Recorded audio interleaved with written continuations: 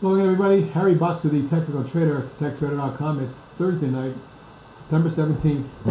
These are the charts of the day. We've had an interesting day today. Awfully volatile. FOMC spoke. We went up, we went down, we went sharply up, and then we went sharply down. And close kind of mixed, and it's an ugly way to end the day. And tomorrow may not be that much better, but we'll see.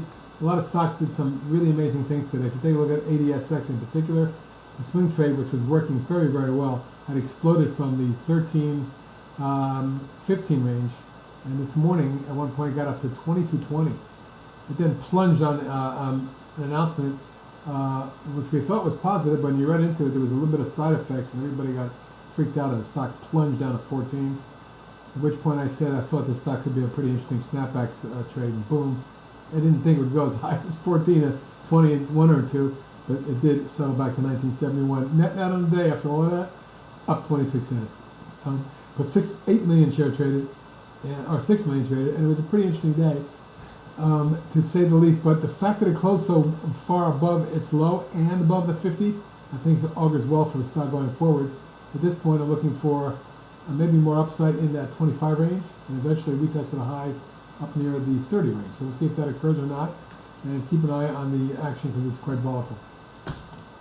And Anthera, really nice day today at 948 at 150. It was up 19%. Taking a look at the overall chart pattern, you'll see that this stock has been in a nice uptrend. Here's wave 1 and 2 and 3 and 4. 4 being an ugly break of support in the trend line, only to form a little wedge and look bearish at the time, but it worked its way higher, and today popped, as I said, almost 17.5% on 1,000,008. So for me, crossing back above the 21-day moving average, across the declining top line and lateral resistance, I think we may take a shot at running that back up to test 11.565, and eventually 14. Those are my targets going forward. If the fifth wave ends, could end up in the 16, 17 range at some point. Can't fight. Big day today. Stock not only blew up to from 162 to 328. After hours, it traded up as high as 4. And here's a look at the after hour pattern. 403 high, closing at 387 after hours. But that's the move from here to there after hours. So it indicates another sharp day up tomorrow, and there is some resistance around that 402 level. But if it should get through that, we may even see 5 or even 5.5 tomorrow. If it's going to get one of those big follow-through days, we'll see. Keep an eye on this one for a day trade tomorrow. Collegium, after the big gap 2 days ago, or 3 days ago, and then this kind of inside day, it popped yesterday, and it popped again today.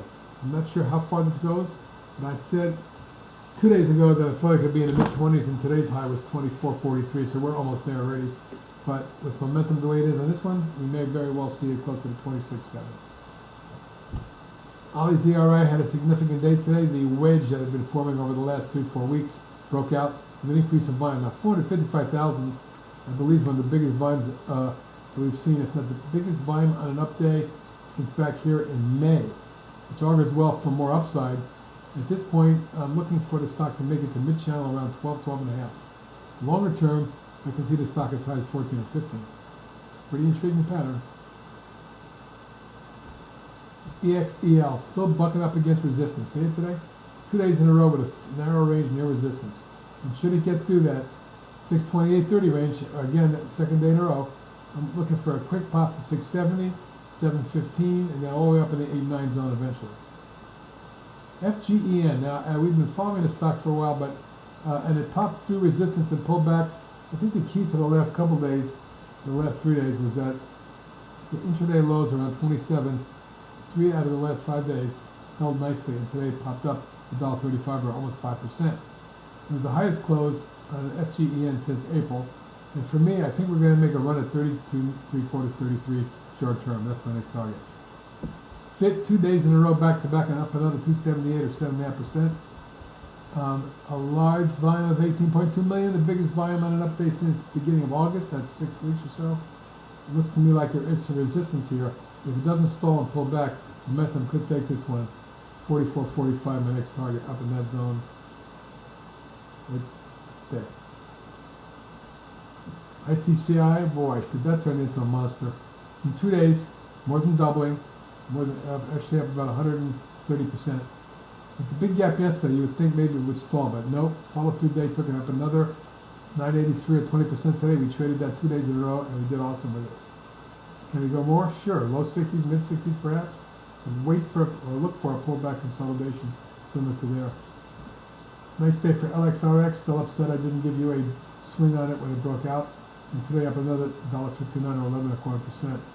2.2 million. Good volume. Increasing. Looking for 17, 19.5, and 22.25 eventually. Medgenics.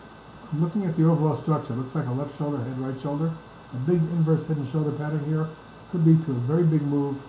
My targets going forward are 13.5 and then 16. MXL, huge pop today. 238, oops, excuse me.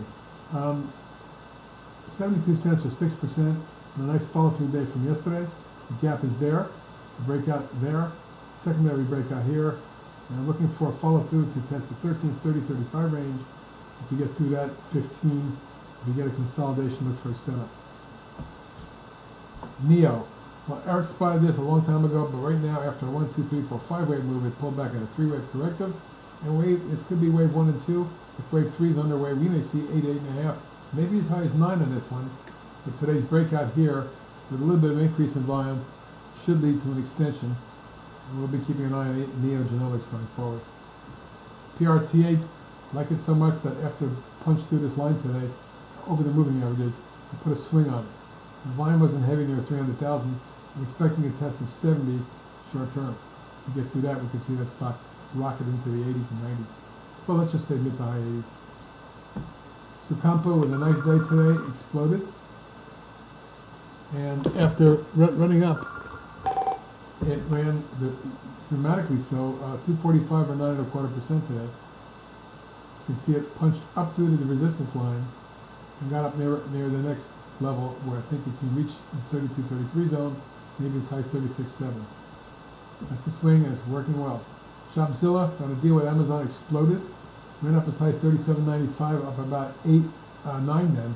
Backed off to up 664, 23%. Still not a bad day. Closing the upper end of the range. Look for a consolidation or setup. I'm looking for a test of 41.42 going forward. Sarepta continues to be on my list. It continues to act well. Another 266 or 7% and 2 million shares. If we get through this resistance right where we're at now, this is the resistance, double resistance, not only at the short-term channel top, but at the lateral resistance there, 40. Reached 40.14 today. And if it punches through here, my next target is 47.8. Keep an eye on this one. And lastly is Zafgen.